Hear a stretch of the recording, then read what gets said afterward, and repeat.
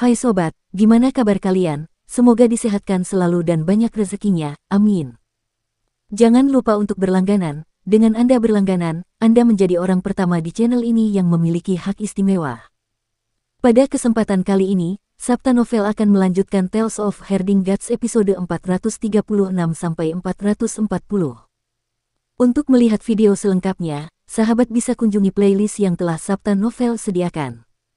Yuk mari, kita berimajinasi bersama dan masuk ke alur ceritanya.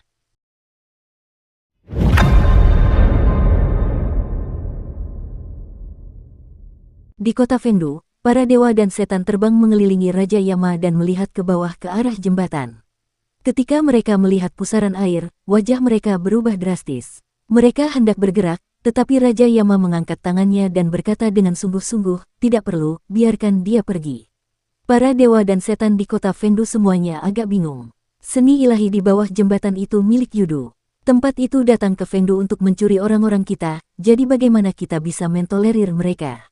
Dewa lain kemudian menambahkan, jika Yudu terus membuat keributan, kita tidak akan mampu mempertahankan Fengdu lebih lama lagi.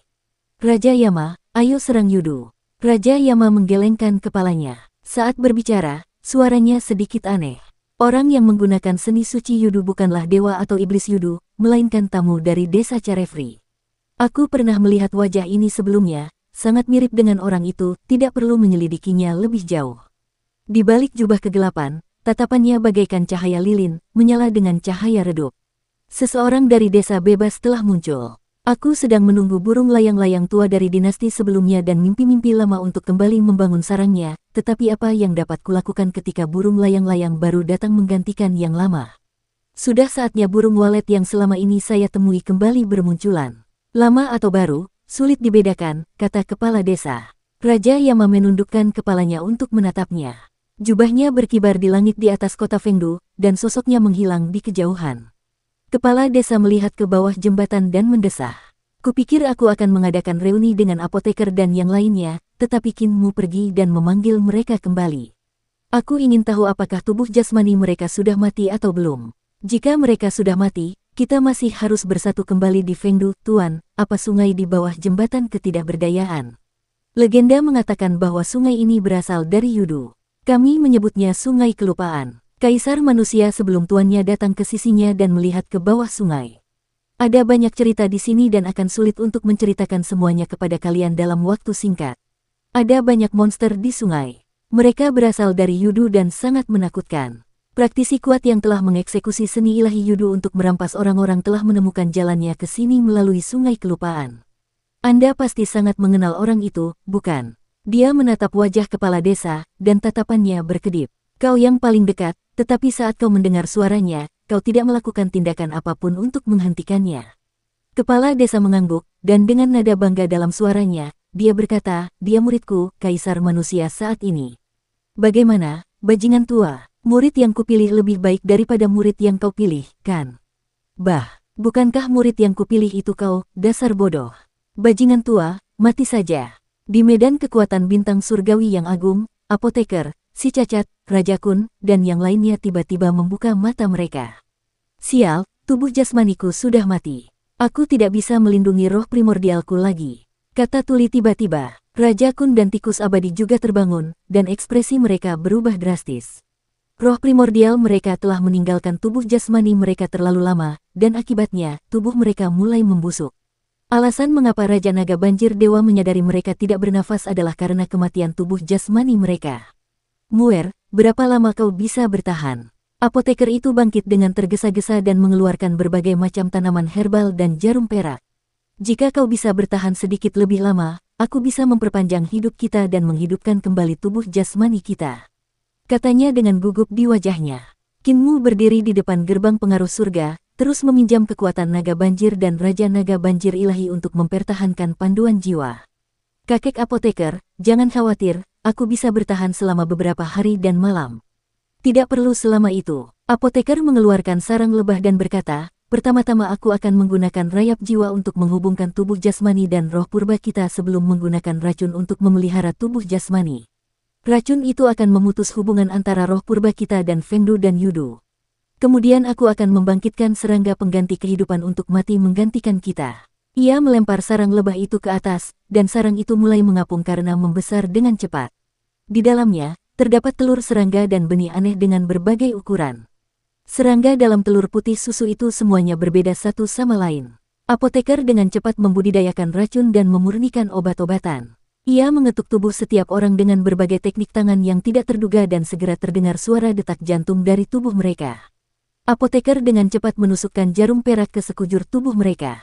Si tuli menatap telur serangga itu dengan gugup, tetapi sesaat kemudian, mulutnya dijepit oleh apoteker untuk memasukkan telur itu. Wajah tuli berubah pucat. Apoteker segera menggali lubang dan menanam beberapa benih.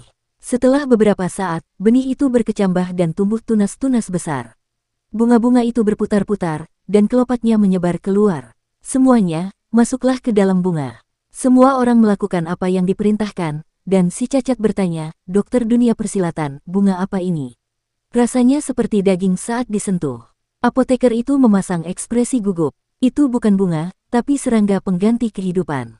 Jangan bergerak, biarkan mereka menelan kalian. Serangga pengganti kehidupan. Semua orang sedikit tercengang. Bunga-bunga besar itu kemudian terkelupas dan kelopaknya tertutup rapat, membungkus semua orang di dalamnya dengan erat. Bunga-bunga itu memang bukan bunga, melainkan sejenis serangga aneh. Setelah menelan semua orang, mereka mulai berubah bentuk dan perlahan-lahan menumbuhkan kepala, 4 anggota badan, dan tubuh. Penampilan mereka identik dengan orang-orang yang telah mereka telan. Qin Mu tercengang. Dia mengenali Raja Kun, apoteker, dan yang lainnya, dan tidak dapat menemukan kesalahan. Namun, yang aneh adalah serangga itu sebenarnya memiliki aura semua orang. Mereka bahkan meniru jiwa dan roh primordial mereka dengan kemiripan yang luar biasa, sehingga orang lain tidak dapat melihat perbedaannya. Yang lebih aneh lagi adalah bahwa apoteker dan yang lainnya menua dengan cepat dan menumbuhkan rambut putih dalam sekejap. Dalam sekejap mata, mereka menua dari usia pertengahan ke usia akhir, sebelum menua dari usia akhir ke usia akhir. Setelah beberapa saat, apoteker dan yang lainnya telah kehabisan masa hidup. Mereka ambruk ke tanah tanpa napas tersisa, menutupi tanah dengan mayat. Qin Mu menyebarkan panduan jiwa, dan aura aneh melonjak dari tempat yang tidak diketahui. Dari kedalaman angkasa, kegelapan melonjak keluar dan lampu menyala dalam kegelapan saat perahu kertas melayang. Para tetua berdiri di atas mereka dan mengangkat lampu mereka ke mayat, apoteker, dan yang lainnya. Jiwa, mereka melayang keluar tanpa kesadaran yang jelas sama sekali. Mereka berjalan ke perahu kertas dengan ekspresi tercengang, mengikuti cahaya lampu para tetua. Perahu kertas itu berbalik, dan para pembawa pesan kematian menggantungkan kembali lampu mereka ke perahu. Mereka kemudian berlayar menuju kegelapan, dan aura aneh itu menghilang. Bagus sekali, para pembawa pesan kematian telah tertipu. Suara apotekari terdengar dari bawah tanah, dan tiba-tiba tanah menggelembung saat kantung serangga berdaging menyembul keluar. Apotekari, kripel, dan yang lainnya berjalan sambil berlumuran cairan lengket. Apoteker mencabut jarum dari semua orang yang masih sangat lemah. Roh primordial mereka masih sedikit tidak stabil. Apoteker memeriksa dan berkata, "Separuh dari Soul Termite ada di dalam jiwa dan separuhnya lagi ada di dalam tubuh jasmani. Pertama-tama aku perlu menyesuaikan tubuh jasmani kalian, membiarkan mereka pulih, sebelum aku dapat menghidupkan kembali kalian sepenuhnya. Namun, aku telah menghabiskan semua ramuan roh yang kumiliki. Ada kolam yang murni di kapal matahari yang dapat memulihkan kekuatan hidup dengan cepat," kata Qin Mu segera. "Itu akan sangat membantu." Apoteker menghela napas lega dan berkata, "Ayo kita berendam di kolam yang murni itu dan memulihkan tubuh kita." Serangga pengganti kehidupan itu tidak akan mampu menipu para pembawa pesan kematian untuk waktu yang lama. Semua orang bergegas ke kapal matahari, dan karena Qin Mu sudah mengenal tempat itu, ia segera membawa mereka ke kolam yang murni. Semua orang masuk ke dalamnya, dan tubuh jasmani mereka berangsur-angsur pulih. Namun, air di kolam itu juga berangsur-angsur berkurang. Ketika Qin Mu melihat bahwa semua orang tidak lagi dalam bahaya, dia bertanya, "Semuanya, kemana perginya roh primordial kalian?" Rat Immortal menghela napas lega dan berkata, "Selama pertempuran, Sun Guardian membawa kapalnya untuk membantu kita, tetapi para dewa dari High Heavens benar-benar kuat. Mereka memiliki semua jenis seni ilahi dan harta dewa dengan kekuatan yang sangat besar. Kakak perempuan dan saudara laki-laki kedua tewas dalam pertempuran satu demi satu. Sun Guardian juga dipaksa kembali, yang membuat semua orang berada di ambang krisis. Imperial Preceptor mengaktifkan Earthquake Cauldron, setelah memilih untuk menjatuhkan semua orang bersama-sama. Dia melukai semua dewa dengan getarannya, tetapi sesuatu yang aneh terjadi. Kinmu menatapnya dengan bingung, lalu tiba-tiba tersadar. Dia berteriak, kuali gempa bumi menembus penghalang antara dunia lain dan kedamaian abadi. Tidak, Cripple menggelengkan kepalanya dan berkata, kekuatan Earthquake Cauldron diserap oleh God Broken Mountain Range. Kinmu tercengang. Ketika aku melihat guru kekaisaran perdamaian abadi si bajingan itu menghancurkan kuali gempa, aku langsung tahu ada yang salah, jadi aku membawa apoteker untuk lari menyelamatkan diri. Itulah sebabnya kami agak jauh. Tuli, kau jauh lebih dekat, jadi kau beritahu dia. Si Tuli mencabut kedua telinganya yang terbuat dari besi dan mencucinya di kolam yang murni sebelum menusukkannya kembali ke lubang telinganya. Ketika kekuatan kuali gempa bumi meledak, aku juga tahu itu buruk dan berencana untuk bersembunyi di dunia dalam lukisan itu agar selamat. Namun, aku tidak pernah menyangka bahwa kekuatan kuali gempa bumi akan begitu mengerikan. Aku tidak berhasil melarikan diri tepat waktu, dan dunia dalam lukisan itu pun musnah. Pada saat itu, kekuatan yang tak terbayangkan tiba-tiba datang dari pegunungan God Broken untuk menyerap kekuatan Earthquake Cauldron. Selanjutnya, sebuah lubang besar terbentuk di langit dan bumi, dan di sisi lainnya adalah dunia lain. Saat itu, mereka sedang dalam pertempuran sengit dan guru kekaisaran perdamaian abadi tidak peduli dengan konsekuensinya dan membuat semua orang ketakutan. Namun, perubahan besar di pegunungan God Broken telah memungkinkan semua orang lolos tanpa cedera. Mereka tidak punya waktu untuk memeriksa situasi di dunia lain sebelum memasuki pertempuran sengit lagi. Kemampuan Flower Sovereign dan Star Sovereign Kiao terlalu kuat. Tidak ada yang bisa menandingi mereka, jadi Flower Sovereign pergi menyerang Sun Sip, berencana untuk membunuh Yan Jingjing, dan situasinya menjadi suram. Nenek Si melihat bahwa itu buruk dan mengumpulkan semua orang untuk meletakkan formasi bintang surgawi yang menyeluruh, melaksanakannya dengan paksa dan menarik roh primordial semua orang keluar dari tubuh mereka. Dia berencana untuk melancarkan pertempuran besar dengan roh primordial. Lalu, kami memasuki dunia yang aneh. Tuli sedikit linglung saat dia berkata, di bawah pegunungan God Broken, ada dunia yang aneh. Seharusnya, Raja Kun memiliki lebih banyak pengalaman sehingga ia menjelaskan, dunia batin harta karun dewa. Si Tuli mengangguk. Di tempat itu, kami terjebak dan harus membunuh tanpa henti. Pada akhirnya, kami terbunuh dan setelah kami mati, kami menyadari ada energi aneh yang menyerbu dunia itu, lalu kami melihat dewa berkepala burung terbang di atas. Ia membawa kami ke Fengdu, mengatakan bahwa kami akan bertemu teman lama di sana. Namun, saat kami melihat kepala desa, kami diseret kembali oleh Muer. Kepala desa ada di Fengdu. Kinmu tercengang, lalu merasakan sakit di hatinya. Dia mengepalkan tinjunya erat-erat. Kepala desa, aku pasti akan menyelamatkanmu dari Fengdu. Namun yang benar-benar mengejutkan adalah bahwa ada energi tak dikenal yang menghalangi kekuatan Earthquake Cauldron di bawah God Broken Mountain Range. Energi itu bahkan telah menarik roh primordial semua orang ke dalamnya. Apa sebenarnya harta karun itu? Mengapa dikubur di sana? Siapa yang telah memalsukannya dan siapa yang telah menguburnya? Patung-patung batu para dewa iblis dari dunia lain mungkin sedang mencari harta karun itu. Lagi pula, roh purba nenek Si dan yang lainnya pasti masih ada di dalam harta karun itu. Tepat saat Kinmu berpikir demikian, tanah tiba-tiba bergetar, dan bebatuan gunung bergemuruh di kejauhan saat sebuah patung batu berputar sambil menerobos bumi dan bangkit. Dewa iblis sebelumnya telah menemukan mereka dari bawah tanah. Pada saat yang sama, getaran datang dari kegelapan, dan Kinmu melihat ke sana. Di dalam kabut, ada banyak patung batu yang berjalan ke arah mereka. Mereka menemukan harta karun itu. Ekspresi Kinmu berubah tiba-tiba. Patung-patung batu raksasa mendekat ke arah yang muncul dari dalam tanah dan mereka semua mulai menggali dengan panik. Lengan mereka melemparkan tanah ke atas seperti angin puyuh, dan batu-batu besar pun tergali. Kinmu dan yang lainnya di kapal matahari tercengang. Patung-patung batu dewa iblis menggali tanah dengan kecepatan yang sangat cepat, meskipun mereka tidak terlihat terlalu bagus. Segera, mereka menggali lubang besar dan perlahan-lahan tenggelam ke dalam tanah. Namun masih ada batu gunung yang terus-menerus terlempar keluar dari lubang tersebut. Orang-orang ini menggali lebih cepat daripada anjing. Gerutu Cripple. Raja Kun menatap Rat Immortal dan bertanya, bicara soal menggali lubang, selain Tuk Sing Feng, Rat Immortal adalah orang berikutnya dalam hal kemampuan. Rat Immortal berdiri dan berkata, coba kulihat apa yang mereka coba lakukan. Setelah mengatakan itu, dia menggoyangkan tubuhnya dan berubah menjadi seekor tikus abu-abu besar. Dia melompat ke depan seolah-olah sedang terbang dan berlari menuruni Sun Sip. Dalam beberapa tarikan napas, dia mencapai tanah dan membuat terowongan di dalamnya, menghilang tanpa jejak. Rat Immortal ahli dalam menemukan harta karun dan disebut paman harta karun Rat. Dia bisa melakukan perjalanan di bawah tanah tanpa halangan apapun, jadi dia pasti akan menemukan sesuatu, jelas Raja Kun. Kinmu mengangkat kepalanya dan melihat bunga-bunga indah yang memenuhi langit di atas kepala mereka.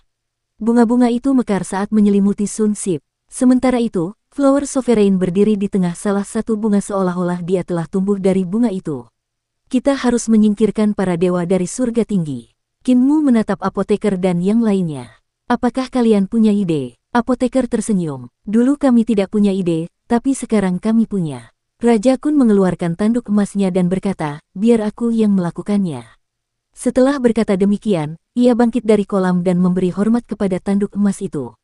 Itu adalah artefak sucinya yang telah disempurnakan menjadi tombak emas. Setelah dia memberi penghormatan, tanduk emas itu terbang keluar dengan suara mendesing, dan suara menusuk terdengar saat garis emas melesat di udara. Itu adalah jejak yang ditinggalkan oleh artefak itu.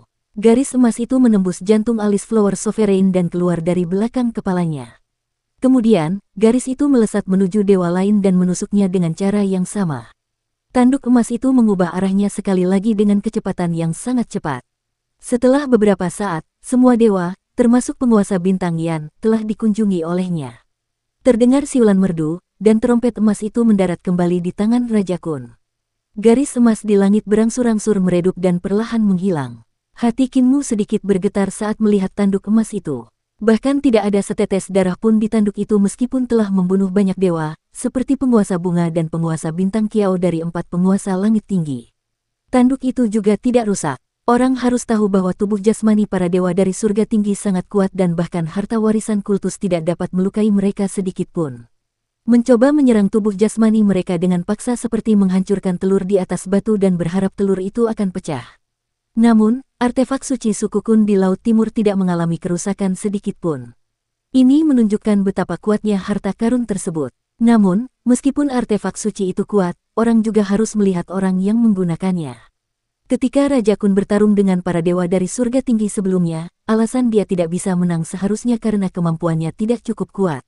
Raja Kun, metode 3 jembatan untuk memperbaiki jembatan dewa telah kuberitahukan kepada semua orang, jadi mengapa kau tidak datang ke darat dan mempelajarinya? Tanya Kinmu. Terkejut, Raja Kun berkata, jadi metode untuk memperbaiki jembatan suci itu disebarkan oleh Kaisar Manusia. Aku sudah memperoleh tekniknya. Sejujurnya, orang-orang Kun kita sering datang ke darat untuk berbisnis dengan Kekaisaran Perdamaian Abadi, menukar apa yang kita miliki dengan apa yang tidak kita miliki. Kinmu merasa lega setelah mendengar kata-kata itu. Begitu ya, tiba-tiba, seekor tikus besar berlari kencang ke kapal matahari. Saat mendekati mereka, tikus itu berubah menjadi sesepuh berjubah abu-abu. Ia datang ke sisi semua orang dan terengah-engah. Memang ada sesuatu di bawah tanah. Aku melihat ruang kosong dengan sebidang kediaman sementara kekaisaran, patung dewa yang sangat besar, dan sebilah pisau besar. Sang apoteker segera membawanya berendam di kolam yang murni sebelum berkata, luka-lukamu belum sembuh, bicaralah pelan-pelan. Rat Immortal menarik napas lagi beberapa kali. Ada lorong di bawah tanah, dan patung-patung batu telah menggali sampai ke sana. Menuju ke bawah, ada inti bumi yang merupakan sebidang tanah yang luas. Di tengah ruang itu ada patung dewa yang tampaknya telah muncul dari bawah tanah. Ada rantai di mana-mana, dan mereka diikat ke berbagai istana. Aku tidak tahu bagaimana patung dewa itu bisa masuk ke dalam rantai, tetapi rantai itu bahkan lebih tebal daripada rantai yang menarik matahari di belakang Sun Sip. Terperanjat, semua orang saling berpandangan. Rantai yang menahan matahari dibuat pada periode Kaisar Pendiri. Artefak suci seperti itu tidak dapat dipalsukan lagi. Namun, rantai di bawah pegunungan Godbroken sebenarnya bahkan lebih tebal dari itu. Mungkinkah itu juga sisa-sisa periode Kaisar Pendiri? Jika rantai kapal matahari digunakan untuk mengikat matahari, apakah rantai di bawah tanah dapat digunakan untuk mengikat patung dewa itu? Tiba-tiba si Tuli berkata. Hati semua orang bergetar. Mengapa patung dewa harus dirantai? Rat Immortal menggelengkan kepalanya. Tidak, kalian salah menebak. Rantai itu terhubung ke istana, melewati bawah tanah. Saat mengikuti patung-patung batu yang sedang menggali, aku melihat istana-istana melayang di sekitar patung dewa itu. Sepertinya tidak ada di sana sejak awal, tetapi seperti baru saja muncul. Itu juga cukup mirip dengan patung dewa di Kekaisaran Perdamaian Abadi. Patung itu seharusnya muncul bersama mereka, hanya saja patung itu sedikit tidak beruntung dan menemukan dirinya di dasar pegunungan Godbroken. Patung itu tersangkut rantai dan tidak dapat mendorong dirinya ke permukaan. Pasti akan ada banyak harta karun di istana, jadi ayo kita curi, bah. Ayo kita ambil beberapa harta karun. Usul Kripel dengan penuh semangat. Kamu baru saja mendapatkan kembali hidupmu, jadi berhentilah berlarian dan berhati-hatilah agar tidak kehilangan hidupmu lagi. Rat Immortal, apalagi yang kamu lihat?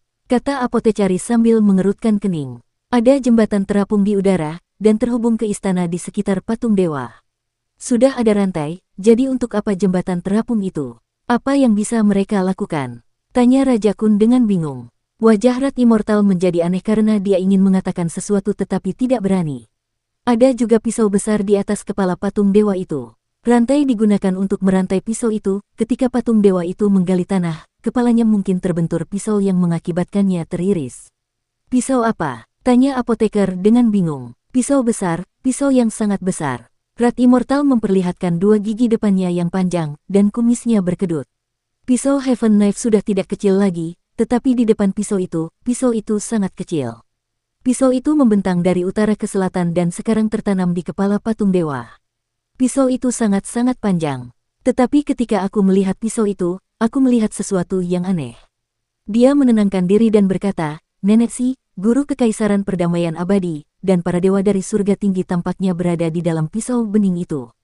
Bilahnya seperti cermin, dan roh-roh primordial mereka bertarung di dalamnya tanpa menemukan sesuatu yang salah. Kinmu dan yang lainnya dengan hati-hati membayangkan pemandangan itu dan tidak dapat menahan diri untuk tidak menggigil meskipun tidak merasa kedinginan. Nenek Si dan yang lainnya telah mengeksekusi Great Overarching Heavenly Stars Formation untuk menarik keluar semua roh primordial para dewa dari High Heavens, tetapi mereka semua telah mendarat di ruang internal sebuah pisau. Guru Kekaisaran Perdamaian Abadi telah berencana untuk mati bersama para dewa di surga tinggi, tetapi kekuatan kuali gempa bumi telah diserap oleh energi mengerikan dari bawah tanah. Mungkinkah itu juga karena ulah pisau itu? Raja Kun menatapnya dengan wajah kosong. Kami telah mendarat di ruang aneh yang tak terbatas dan benar-benar kosong, tetapi aku tidak akan pernah berpikir bahwa itu mungkin ada di dalam bilah pisau. Kami telah bertarung begitu lama, tetapi kami benar-benar tidak menyadari apapun. Dia sedikit tidak percaya. Rat Immortal kemudian menambahkan, patung-patung batu itu telah sampai di sana selangkah di depanku, dan beberapa di antaranya tampaknya sedang membangun altar pengorbanan, yang sangat besar. Aku tidak tahu untuk apa mereka akan menggunakannya. Hati Kinmu sedikit bergetar dan dia bertanya, bisakah Dewa Tikus menggambar penampakan altar pengorbanan itu? Rat Immortal menggunakan ki vitalnya sebagai kuas untuk menggambar di udara. Setelah beberapa saat, sebuah altar pengorbanan muncul di hadapannya. Itu mirip dengan yang dilihat Kinmu di depan lubang menuju dunia lain yang akan digunakan oleh seluruh pasukan iblis untuk melewati penghalang dunia dan memasuki kedamaian abadi. Altar pengorbanan yang digambar Rat Immortal memiliki rune yang mirip dengan altar pengorbanan itu, tetapi ada sedikit perbedaan. Kinmu sedikit terkejut dan rasa ingin tahunya muncul. Dia bertanya, siapa yang punya cermin? Si cacat tersenyum dan berkata, si Tuli suka sekali memamerkan ketampanannya tanpa malu-malu, jadi mungkin orang lain tidak melakukannya, tetapi dia pasti akan melakukannya. Si Tuli mendengus dan mengeluarkan cermin. Kinmu langsung berkata, aku butuh 2 cermin. Jadi siapa lagi yang punya 1? Aku punya 1, gumam apoteker. Si Tuli menatapnya. Kamu bahkan tidak punya wajah, jadi mengapa kamu butuh cermin? Rapikan pakaianku, kata apoteker dengan penuh ketulusan. Kinmu mengambil 2 cermin itu dan meletakkannya di sisi kiri altar pengorbanan yang telah digambar oleh Rat Immortal dan di sisi kanan. Ia kemudian berkata, Rat Immortal, bisakah kau mendorong altar pengorbanan ini ke dalam cermin? Hati Rat Immortal sedikit bergetar, tetapi altar pengorbanan yang terbentuk dari ki vital terbang ke cermin. Kinmu melihatnya dan tercerahkan. Kedua altar pengorbanan ini saling mencerminkan. Yang dibangun patung-patung batu itu mencerminkan yang ada di dunia lain. Mereka seharusnya berencana untuk memindahkan pasukan iblis mereka langsung ke altar pengorbanan di bawah tanah. Altar pengorbanan itu seharusnya semacam formasi teleportasi, tetapi berbeda dari milik kultus orang suci surgawi milikku. Teleportasi mereka jauh lebih primitif dan membutuhkan pengorbanan darah. Kripel tertawa. Mengapa orang-orang itu mencoba mengirim pasukan mereka? Apakah mereka berencana mengorbankannya untuk membangunkan dewa di bawah tanah? Tak seorang pun tertawa bersamanya, dan Kripel pun segera tidak dapat melanjutkan tawanya. Kalau seandainya bala tentara iblis datang dan mengorbankan diri untuk membangunkan patung dewa dengan pengorbanan darah, siapa tahu apa yang akan terjadi. Patung dewa itu kemungkinan besar bukan dewa, tetapi leluhur ras iblis mereka. Patung-patung batu itu berlari untuk menyelamatkan leluhur mereka, kata Div. Setelah mengorbankan pasukan, patung dewa itu akan hidup kembali. Hehe, tidak peduli seberapa keras kita bertarung, semuanya akan sia-sia. Putra dan cucu patung dewa itu akhirnya akan menghidupkannya kembali. Semua orang terdiam. Kepala desa telah meninggal, Rulai tua telah meninggal, Master Dao tua telah meninggal, dan bahkan Xuan Zhengwu, Dewa Putih, Dewa Kuning, dan yang lainnya telah tiada. Namun pada akhirnya, mereka tetap tidak dapat menghentikan turunnya para dewa dan iblis sejati. Mereka tidak bisa lagi bertarung. Setelah iblis sejati bangkit, mereka semua akan mati. Qin Mu terus memeriksa kedua cermin itu, lalu tiba-tiba berkata, ada lagi yang punya cermin. Beri aku 2 lagi. Apoteker membolak-balik keranjang ramuannya dan mengeluarkan 2 cermin lagi, lalu melemparkannya kepadanya. Si tuli mengangkat alisnya dan mendengus dingin. Genit, Qin Mu meletakkan cermin di antara 2 cermin asli untuk memantulkan cahaya. Ia kemudian menggunakan cermin keempat untuk memantulkan cahaya sekali lagi. Setelah beberapa kali refleksi, altar pengorbanan di cermin terakhir menjadi bayangan cermin. Qin Mu berpikir sejenak dan berkata, bagaimana jika pasukan iblis tidak dapat dipindahkan? Bisakah patung-patung batu membangunkan patung dewa di bawah tanah itu sendiri? Apa yang kaisar manusia kecil rencanakan? Tanya apoteker penasaran. Qin Mu tersenyum malu. Kakek apoteker, jangan bercanda denganku, aku hanya berencana untuk menempa 2 altar pengorbanan teleportasi lagi untuk mengganggu teleportasi mereka. Setelah itu, pasukan iblis mungkin tidak bisa datang ke sini. Sama seperti 2 cermin ini. Jika aku sedikit menyesuaikan arah di cermin tengah, gambar tidak akan bisa dipindahkan ke cermin terakhir. Yang dikembangkan Qin Mu adalah seni teleportasi ilahi dari Sekte Iblis Surgawi, dan itu sangat berbeda dari pengorbanan darah yang digunakan oleh para dewa iblis dari dunia lain. Pengorbanan darah mereka lebih primitif dan kuno sementara seni teleportasi ilahi dari Sekte Iblis Surgawi dibangun di atas aljabar ruang angkasa. Diperlukan pencapaian yang sangat tinggi dalam aljabar untuk mencapainya. Perbedaan terbesar dalam 2 jenis seni ilahi adalah bahwa seni ilahi teleportasi dari Sekte Iblis Surgawi tahu apa itu dan alasannya, mencari solusi dan mencapainya. Namun, teleportasi pengorbanan darah tahu apa itu tetapi tidak tahu alasannya. Itu tidak berusaha untuk mengerti, tetapi untuk menjadi praktis. Hal ini memberi Qin Mu dan yang lainnya kemungkinan untuk mengganggunya. Rat Immortal, bawa aku dan kakek tuli ke bawah tanah. Aku perlu melihat tata letak rune di altar pengorbanan mereka, lalu aku akan menggunakan seni teleportasi ilahi dan kakek tuli akan melukisnya.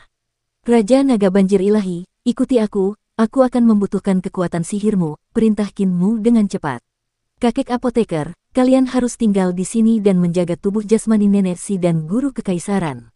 Rencananya sudah ditetapkan, dan Rat Immortal segera membawa mereka keluar dari Sun Sip. Jangan bergerak, aku akan membawa kalian ke bawah tanah. Setelah mengatakan itu, dia bergetar dan berubah menjadi seekor tikus besar. Gumpalan angin iblis menyapu Qin Mu, Tuli, dan Raja Naga Banjir Dewa ke atas, menarik mereka ke dalam bumi. Qin Mu hanya merasakan dirinya bergerak cepat di tanah, dan tak lama kemudian, tubuhnya tiba-tiba berhenti. Ruang di depan matanya menjadi sangat luas. Ketika dia melihat sekeliling, dia melihat pemandangan megah yang digambarkan oleh Rat Immortal. Patung dewa besar telah muncul dari tanah dan terperangkap.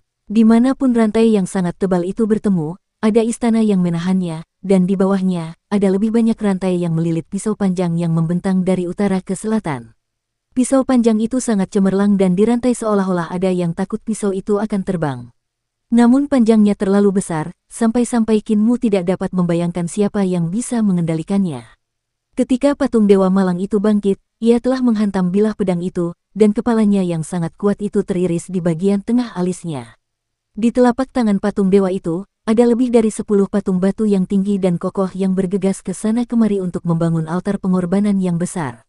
Baik patung-patung itu maupun proyek mereka memang besar, tetapi jika dibandingkan dengan patung dewa itu, mereka tampak sangat kecil. Tentu saja, Qin Mu, Tuli, dan yang lainnya bahkan lebih tidak penting. Qin Mu menggunakan Nine Heaven's Eyes Awakening Skill untuk memeriksa dengan saksama rune di altar pengorbanan dan menghafalnya. Rat Immortal membawanya bolak-balik melalui lingkungan sekitar untuk mengamatinya dari semua sisi. Setelah beberapa waktu, dia akhirnya menghafal semua rune. Rat Immortal, cukup, gumam Qin Mu dengan ragu. Ayo pergi ke istana itu, aku akan beristirahat di sana untuk menghitung. Rat Immortal membawa mereka ke salah satu istana yang terhubung dengan jembatan terapung panjang yang terhubung ke tebing di kejauhan. Sepertinya dulu ada orang yang tinggal di sana, menjaga ruang bawah tanah itu. Dukung terus channel YouTube Sapta Novel. Kinmu menginjak tanah yang kokoh dan melihat sekeliling. Dia melihat pintu aula merah tua itu terkunci rapat. Dengan mata dewanya, dia melihat segel yang sangat rumit yang membuatnya sulit untuk dimasuki. Di sini saja, Kinmu mengeluarkan karung Taoti dan mengobrak-abriknya. Dia mengeluarkan semua jenis alat hitung seperti piring Wuji, piring Taiji, manik 5 elemen, piring 8 trigram, yang menghasilkan deretan yang memukau. Bahkan jika itu adalah piring 8 trigram lama yang sama, ada struktur yang berbeda. Semua jenis garis padat dan putus-putus dapat digeser, sehingga struktur yang berbeda membutuhkan alat hitung yang berbeda, jadi dia mengeluarkannya dalam jumlah yang sangat banyak. Dia menggunakan Ki Vital untuk mengangkat alat-alat perhitungan ini dan seketika, alat-alat perhitungan yang tak terhitung jumlahnya terbelah di udara dan tersusun kembali. Kerumitan perhitungan tersebut membuat Rat Immortal dan Div tercengang, mata mereka pun terbelalak. Setelah beberapa saat, sebuah alat hitung yang sangat rumit yang mencakup radius beberapa meter muncul di udara. Biner, kuartener, senari, oktal, novenari, desimal, heksadesimal, dan B64, alat itu memiliki banyak komponen aneh yang bergerak bersama dengan Ki Vitalnya saat suara berderak terdengar tanpa henti. Segala jenis manik-manik kalkulus muncul di langit dan melompat-lompat terus-menerus. Ada juga kubus dan pilar kubus. Kadang-kadang panjang dan kadang-kadang pendek karena mereka terus bergerak maju. Bisakah kau memahaminya? Rat Immortal bertanya diam-diam kepada si Tuli. Si Tuli melambaikan tangannya. Aku tidak bisa mendengarmu. Rat Immortal tidak tahu apakah harus tertawa atau menangis. Tiba-tiba, Kinmu menggoyangkan kantong Taotinya, dan semua peralatan perhitungan terbang kembali ke dalam, lenyap tanpa jejak. Perhitungannya sudah selesai. Kakek Tuli, sekarang giliranmu. Kinmu membangkitkan semangatnya dan mengerahkan Ki Vitalnya. Tiba-tiba, serangkaian formasi seni teleportasi muncul di langit, dan semua jenis rune menyala. Si Tuli mengangkat matanya untuk melihat dan melukis di udara. Kuas bergerak seperti naga dan ular saat ia dengan cepat meletakkan formasi. Semua tanda rune tidak berbeda dengan seni teleportasi ilahi Kinmu. Yang digunakannya adalah teknik lintasan lukisan, dan itu tidak lain adalah dunia dalam teknik lukisan yang pernah disebutkan Kinmu kepadanya. Di masa lalu, lintasan lukisannya adalah dari dalam keluar. Ketika ia menggambar angin, angin akan muncul, dan ketika ia menggambar petir, petir akan muncul. Namun sekarang, lukisannya adalah dari luar ke dalam, memiliki dunia yang tersembunyi di dalamnya. Kinmu menyebarkan seni teleportasi ilahinya dan kembali menggunakan Ki Vitalnya. Formasi teleportasi jenis lain kemudian muncul di udara. Si Tuli juga melukis formasi teleportasi kedua. Ketika Rat Immortal melihat ke arah lukisan itu, dia tidak dapat menahan diri untuk tidak berkata apa-apa. Si Tuli jelas melukis di permukaan yang datar, tetapi saat melihat ke dalam, dia dapat melihat ruang di dalamnya, dan tidak ada perbedaan dari seni teleportasi ilahi yang telah dieksekusi Kinmu. Karena keterbatasan dalam kultivasi, area yang dicakup oleh seni ilahi tidak besar dan kekuatannya tidak kuat. Namun meskipun lukisan yang digambar Tuli tidak terlihat besar, Rat Immortal terkejut ketika dia melihat ke dalamnya. Ruang dalam lukisan itu sangat luas, meliputi area dengan radius 1 mil. Kinmu kembali mengeksekusi teknik teleportasi ilahi, dan si tunarungu menggambar lukisan ketiga. Setelah selesai, Kinmu memintanya untuk menempelkan lukisan ketiga di bawah kakinya. Si Tuli sedikit tertegun, tidak mengerti maksudnya. Namun, dia tetap melakukannya. Sinar cahaya melesat keluar dari mata Kinmu dan menuju ke ruang di atas pisau besar itu. Kakek Tuli, letakkan lukisan pertama di sana. Si Tuli menjentikkan kuasnya, dan gambar pertama terbang keluar, mendarat di tempat pandangannya jatuh. Kemudian gambar itu perlahan menghilang tanpa jejak. Kinmu menghitung dalam diam sejenak dan seberkas cahaya melesat keluar dari matanya lagi, mendarat di perut patung dewa. Lukisan kedua akan ditempatkan di sana. Si Tuli memberikan sapuan besar, dan lukisan kedua melesat keluar tanpa penundaan sedikit pun. Kemudian lukisan itu juga lenyap tanpa jejak. Kinmu menghela napas lega dan tersenyum. Dengan cara ini, pasukan iblis tidak akan bisa berteleportasi ke sini dengan bantuan altar pengorbanan darah. Rat Immortal sedikit mengernyit. Apakah ini akan baik-baik saja? Kinmu mengangguk, tetapi Rat Immortal masih tidak tenang. Apakah kamu yakin, jika pasukan iblis diteleportasi dan mengorbankan diri mereka sendiri untuk menghidupkan kembali patung dewa ini, itu akan menjadi bencana yang tak terhentikan? Apakah kamu yakin kedua jenis seni teleportasi ilahi milikmu ini akan dapat mengganggu altar pengorbanan darah mereka? Si Tuli juga tidak terlalu tenang. Dia bertanya dengan gugup, "Muer, kemana ketiga lukisanmu ini akan mengirim pasukan iblis?" Kinmu ragu sejenak sebelum berkata, "Aku tidak bisa mengubah teleportasi mereka, ganggu saja." Rat Immortal menghela napas. "Karena ini hanya gangguan, bukankah itu berarti pasukan itu akan tetap dipindahkan?" Kinmu mengangguk dan menjelaskan, teleportasi melibatkan pergeseran ruang, yang memerlukan perhitungan aljabar yang sangat tepat. Saya menggunakan dua jenis formasi teleportasi untuk mengganggu bayangan cermin dari dua altar pengorbanan. Meskipun tingkat gangguannya tidak akan besar, tetapi untuk perhitungan aljabar yang sangat tepat, bahkan perbedaan 1 inci pun bisa menjadi perbedaan 1000 mil. Tidak ada kesalahan yang bisa dibiarkan di sana. Selama mereka mengaktifkan dua altar pengorbanan, mereka akan. Kaisar manusia Qin, ini tidak bisa dilakukan. Rat Immortal berkata dengan tegas. Ini masalah besar yang menyangkut kelangsungan hidup dan kehancuran semua orang. Kita tidak bisa bergantung pada perbedaan sekecil apapun. Aku harus menemukan Raja Racun untuk meracuni semua iblis yang berteleportasi. Ikuti aku keluar dari sini. Angin iblisnya menyapu ketiga orang itu dan hendak meninggalkan ruang bawah tanah ketika energi yang dahsyat melintasi ruang dan waktu dan membombardir mereka dari dunia lain. Ruang di sekitar mereka melengkung, dan di atas kepala mereka, langit-langit batu yang luas melengkung dan terdistorsi, membentuk pusaran air yang besar. Segala sesuatu di dalamnya terdistorsi dan secara bertahap berubah menjadi kehampaan.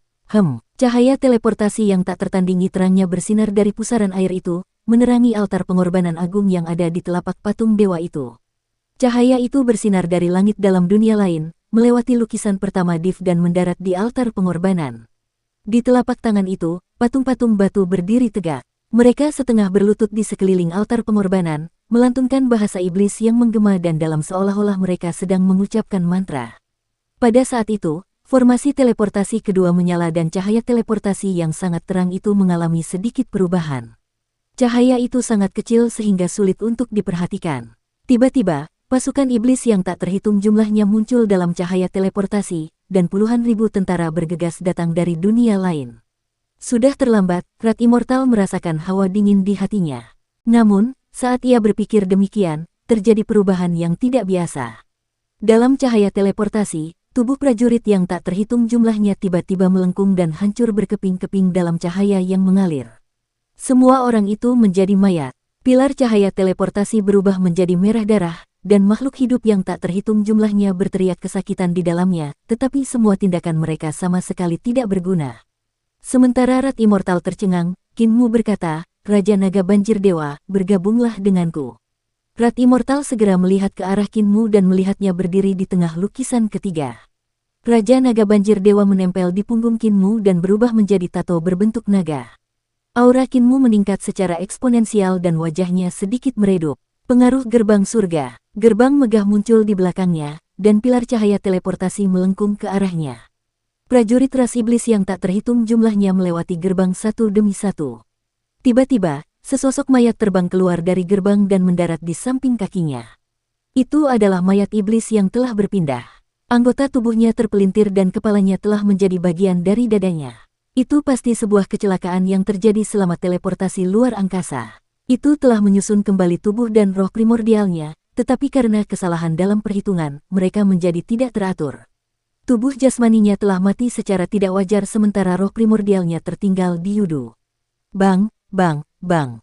Tiba-tiba, mayat yang tak terhitung jumlahnya keluar dari gerbang pengaruh surga, dan dalam sekejap, ada gunung mayat di sekitar Kinmu. Tumpukan itu makin lama makin tinggi, memenuhi aula. Semuanya, tolong jangan salahkan aku. Tiba-tiba, lukisan ketiga diaktifkan, dan formasi teleportasi besar meledak. Cahaya menyilaukan mata dan menyapu segala sesuatu di sekitar istana. Rat Immortal dan Div diteleportasi keluar, dan tubuh mereka muncul di udara. Sebelum mereka bisa mendarat di tanah, banyak anggota tubuh yang patah muncul di langit bersama mereka, dan hujan mayat jatuh di reruntuhan besar. Mereka mengangkat kepala, dan di sisi lain cahaya teleportasi, gerbang pengaruh surga menjulang tinggi. Mata pemuda di depan pintu itu basah saat ia mengubur puluhan ribu prajurit dari dunia lain. Hujan mayat ini berlangsung selama 1 jam, dan tidak ada yang tahu berapa banyak mayat yang berjatuhan. Sungguh pemandangan yang mengerikan. Ketika hujan mayat berhenti, Rat Immortal buru-buru membawa Div kembali ke bawah tanah. Di sana, mereka melihat patung-patung batu berdiri tak bergerak di sekitar altar pengorbanan. Namun, cahaya teleportasi telah padam. Mereka melihat ke arah istana dan melihat seekor naga banjir berwarna biru safir melingkari atapnya dengan kepala terangkat. Kumisnya yang panjang berkibar tertiup angin sementara Qin Mu berdiri di atas kepalanya. Saat ini dia sedang melihat altar pengorbanan di telapak tangan patung dewa. Kedua lelaki tua itu bergegas melewati jembatan panjang untuk mencapai istana dan naik ke atap. Si tuli melihat ke bawah dan sedikit tertegun. Di bawah, meskipun patung-patung batu di sekitar altar pengorbanan tidak bergerak, mereka semua mengangkat kepala untuk melihat dengan mata batu mereka. "Muer, apa yang terjadi?" tanya Div dengan gugup. "Mereka menatapku," kata Qin Mu lembut. "Apakah menurutmu mereka menyalahkanku karena membunuh anggota klan mereka?" Div menggelengkan kepalanya. Dalam hati mereka, pasukan itu dimaksudkan untuk dikorbankan, jadi meskipun mereka tidak mati di tanganmu, mereka akan dikorbankan, jadi kamu tidak perlu repot-repot dengan itu. Sebaliknya, kamu menghentikan mereka dari membangunkan patung dewa, dan itu hal yang baik. Itu menyelamatkan orang-orang dari kekaisaran perdamaian abadi. Qin Mu menatapnya lurus-lurus. "Kakek tuli, aku belum pernah membunuh begitu banyak orang sebelumnya. Mungkin banyak orang yang mati karena aku, tetapi membunuh begitu banyak dari mereka secara pribadi, aku masih sedikit terguncang. Ketika para prajurit iblis diteleportasi, beberapa dari mereka sudah mati. Ada beberapa yang tidak, tetapi setelah memasuki gerbang pengaruh surga, mereka mati. Saya hitung dan jumlahnya lebih dari 10.000 orang. Saya belum pernah membunuh begitu banyak orang sebelumnya. Di Gate of Heaven Influence, saya melihat banyak perahu kertas mengambang di kegelapan. Para pembawa pesan kematian duduk di atas perahu-perahu itu untuk menuntun roh-roh purba dari semua orang yang baru saja saya bunuh." Si tuli kehabisan kata-kata dan tidak tahu bagaimana menghiburnya. Setelah beberapa saat, dia berkata, "Ketika aku masih menjadi putra mahkota negeri lukisan surgawi, aku terbangun dari keterasingan dan melihat negeriku telah disapu bersih. Aku berjalan sendirian melewati istana dan melihat jalanan dipenuhi mayat. Karena perlawanan yang terlalu intens, negeri penjajah, negeri serigala militer, telah menderita kerugian besar. Untuk melampiaskan amarahnya, penguasa mereka memerintahkan untuk membantai kota itu." Ia menatap kosong ke depan, seolah-olah ia belum keluar dari bayang-bayang kejadian itu. Ia terdiam sejenak sebelum melanjutkan. "Saya melihat kepala ayah dan ibu tergantung di pintu istana, melihat mayat para selir dan wanita tua. Beberapa prajurit bahkan mencabut kepala ayah untuk diangkat dengan tombak, memamerkannya di mana-mana. Saya berlari ke jalan dan melihat tentara dari military Wolf Country menjarah di mana-mana, memenggal kepala siapapun yang mereka suka, dan memperkosa para wanita. Saya datang ke Crown Prince Manor dan mendapati istri dan anak-anak saya tewas, putri saya diinjak-injak oleh kuda perang." Dia menatap dengan mata terbuka lebar, seakan-akan telah kembali ke masa kelam itu. Di kedalaman matanya, pemandangan negeri lukisan surgawi yang hancur seakan-akan masih ada, dan itu adalah neraka di dunia fana. "Aku mabuk kaligrafi dan melukis, mabuk di jalan melukis, dan tak peduli dengan urusan negara. Aku pun merobek telingaku saat itu. Karena aku tak mendengarkan urusan dunia, apa gunanya telinga itu? Aku menggunakan mayat orang-orang sebagai kuas dan darah yang memenuhi jalan sebagai cat. Aku mengubah tempat itu menjadi neraka. Hehe, pasukan negara serigala militer terseret ke neraka, pasukan mereka yang berjumlah jutaan orang dikuburkan di sana olehku, tapi bagaimana dengan itu? Tanah airku tidak akan pernah kembali, orang mati tidak akan hidup kembali. Jadi aku pergi bersembunyi di reruntuhan besar." Si tuli mengangkat kepalanya dan menatap Qin Mu. Dia mengangkat jarinya dan mengetuk jantungnya. "Muer, kuatkan hatimu dan jangan sepertiku, hanya menjadi kejam setelah rumahmu hancur. Saat itu, sudah terlambat. Ini adalah medan perang, dan tidak ada yang benar atau salah. Di medan perang, hatimu adalah neraka, hatimu adalah yudu." Pikiran Qin Mu tiba-tiba menjadi jernih dan dia membungkuk. "Saya telah mendapat manfaat dari nasihat Anda." Si tuli tersenyum dan berkata, "Dosa yang mendera Anda ini, biarkan Earthbound mengurus orang-orang itu setelah mereka meninggal. Misi kita adalah mengirim lebih banyak musuh untuk menemuinya." Qin Mu tertawa terbahak-bahak. "Kirim mereka untuk menemui Earthbound." Rat Immortal memandang patung batu di bawah dan bertanya, "Apa yang terjadi dengan patung-patung batu itu?" "Saya tidak tahu, mereka tiba-tiba berhenti bergerak." Qin Mu juga agak bingung. "Mereka sangat kuat, karena tubuh mereka membatu, mereka menjadi sangat keras. Karena pengorbanan mereka gagal, kemungkinan besar mereka akan melakukan sesuatu lagi, mereka tidak akan menyerah begitu saja." Tiba-tiba, patung-patung batu di sekitar altar pengorbanan melompat ke jurang di bawah. Kinmu buru-buru melihat ke bawah dan melihat mereka menggali ke dalam tanah, menghilang dari pandangannya. Ketiganya saling memandang dengan cemas, lalu Kinmu mengalihkan pandangannya ke pisau di atas kepala patung dewa. Pisau itu sangat terang dan tampak seperti telah memotong kepala patung itu tanpa usaha apapun, hampir membelah patung dewa itu. Permukaan pisau suci itu sangat halus, tanpa urat yang terlihat. Pisau itu lebih terang dan lebih murni daripada cermin paling terang di dunia. Roh primordial Nenek Si, guru kekaisaran perdamaian abadi, bisu, jagal, dan yang lainnya tampak berada di permukaannya yang datar, bertarung dengan para dewa dari surga tinggi, tetapi tidak dapat melihat pemandangan di luar. Tiba-tiba, kabut abu-abu turun dan memenuhi seluruh ruang bawah tanah. Kelompok itu menyaksikan kabut itu semakin tebal. Gunung-gunung dan sungai-sungai membanjiri kabut dan menenggelamkan mereka. Tidak hanya itu, bahkan patung dewa yang muncul dari bawah tanah dan pisau panjang yang cemerlang juga tenggelam. Hanya rantainya yang samar-samar terlihat. Setelah beberapa saat, kabut berhenti mengalir masuk dan gunung-gunung tulang putih muncul. Gunung-gunung itu sangat megah, dan ruang bawah tanah dipenuhi tulang-tulang putih yang merayap di atasnya. Gunung-gunung itu tampak menyeramkan dan menakutkan.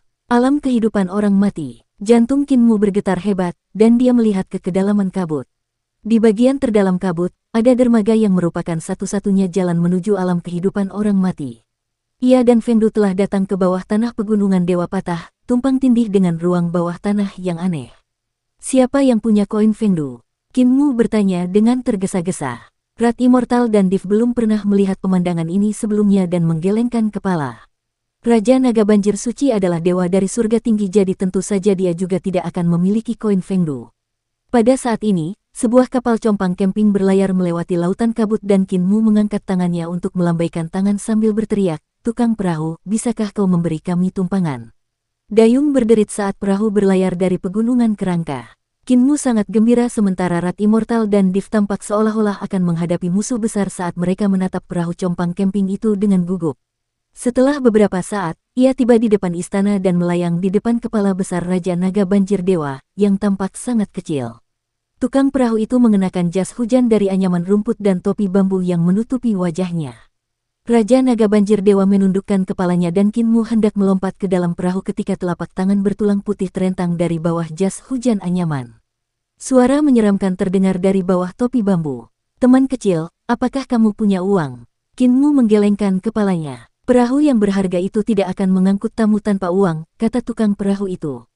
"Saya hanya menjalankan bisnis kecil-kecilan. Kalau Anda punya uang, Anda tidak akan terlambat memasuki Fengdu." Kinmu kecewa. Tiba-tiba, dia melihat telapak tangan tulang putih itu hanya memiliki 4 jari. Salah satu jarinya telah terpotong, dan kemungkinan besar itu adalah luka pedang. Tubuhnya bergetar hebat saat ia mengikuti sang tukang perahu yang pergi ke kejauhan dengan matanya hingga ia menghilang ke kedalaman lautan kabut. "Kapan Fengdu mengganti juru mudinya?" tanya Kinmu sambil berteriak. Suara menyeramkan datang dari lautan kabut, tetapi yang aneh adalah suara itu sebenarnya mengandung sedikit kebahagiaan. "Hari ketika aku meninggal, suara itu mengubah tukang perahu. Apakah kamu sudah melihat Patriark Iblis Surgawi? Hehe, kalau sudah punya uang, kenapa kamu tidak datang untuk melihat-lihat?"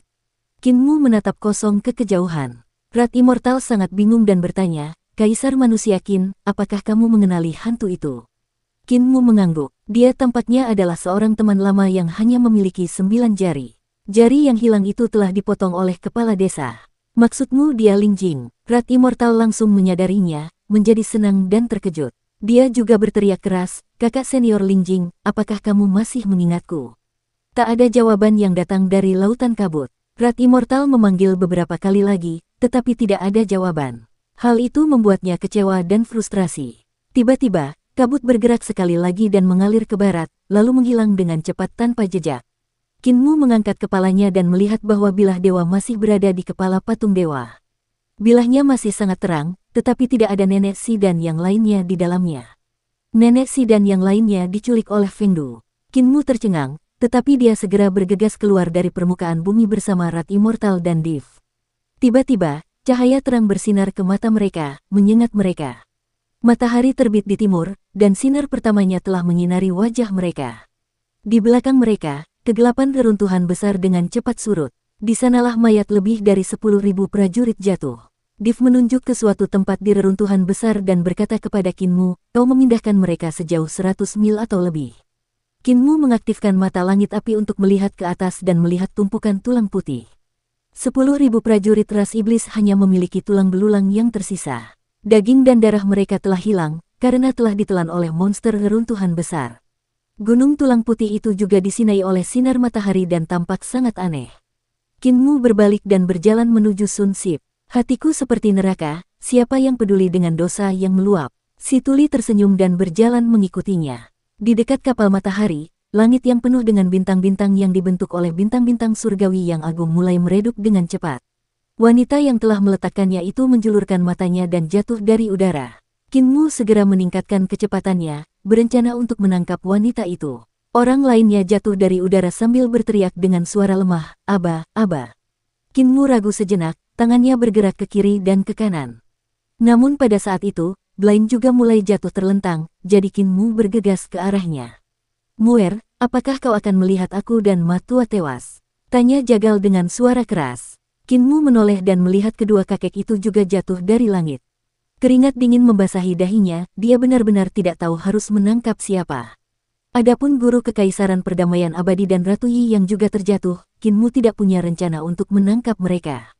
Hulinger bergegas keluar dari kapal matahari dan berteriak, "Maha!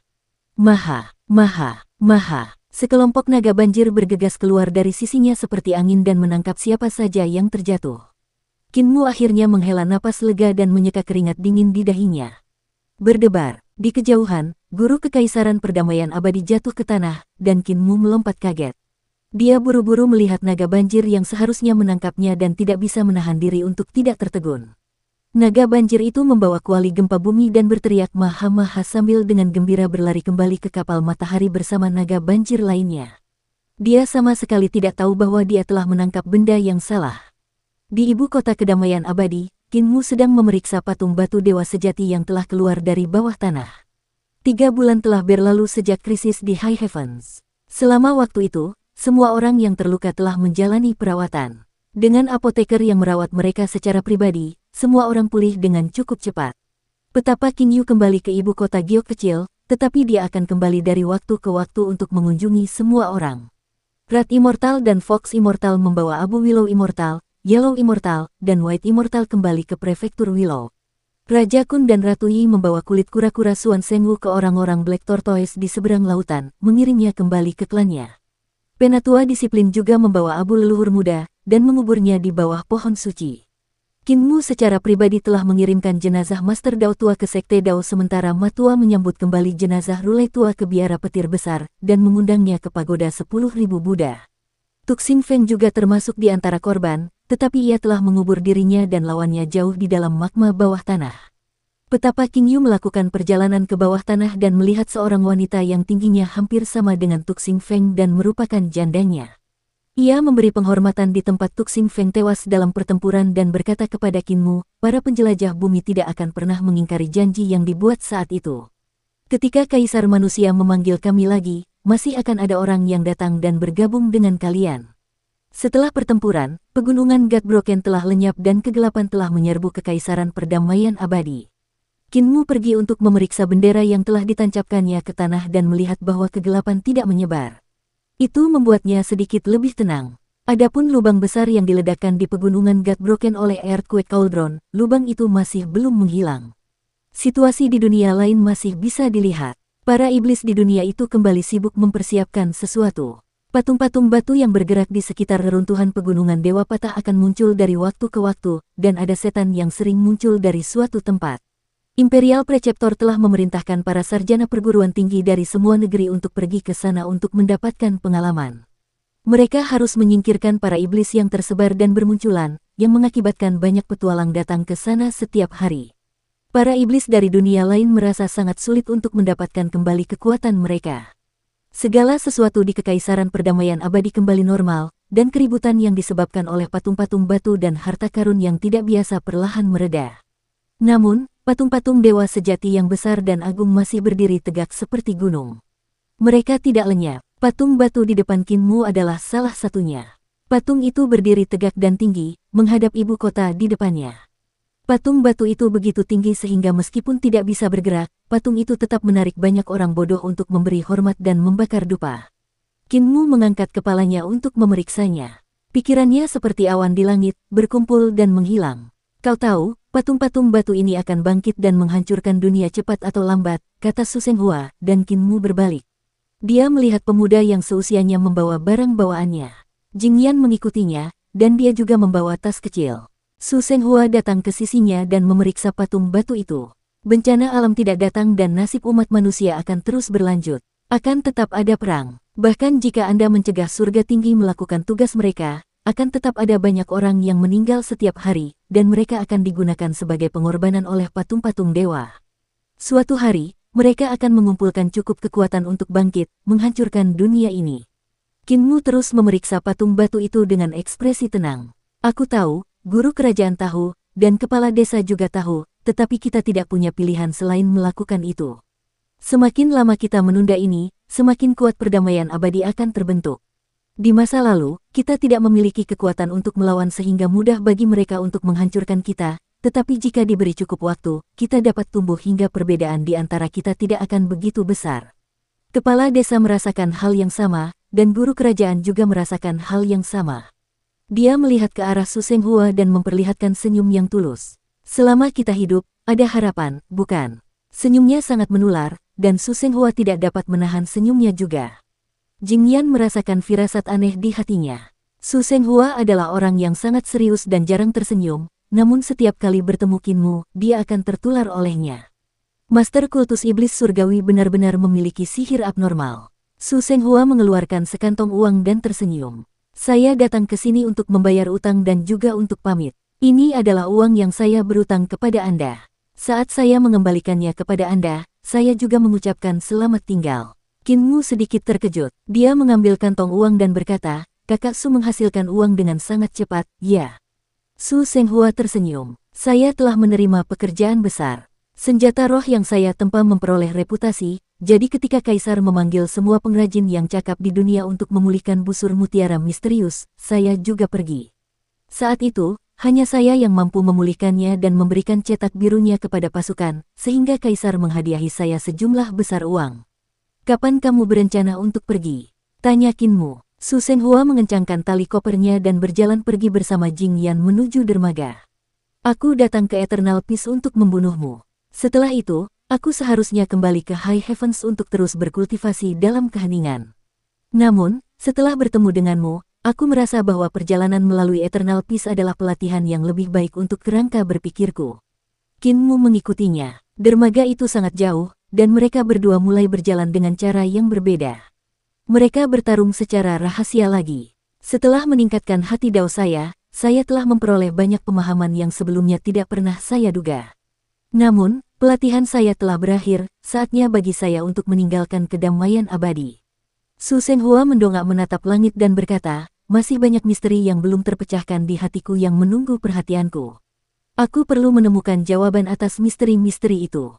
Para dewa di surga tinggi hampir semuanya telah mati, jadi mengapa kalian tidak kembali ke surga tinggi?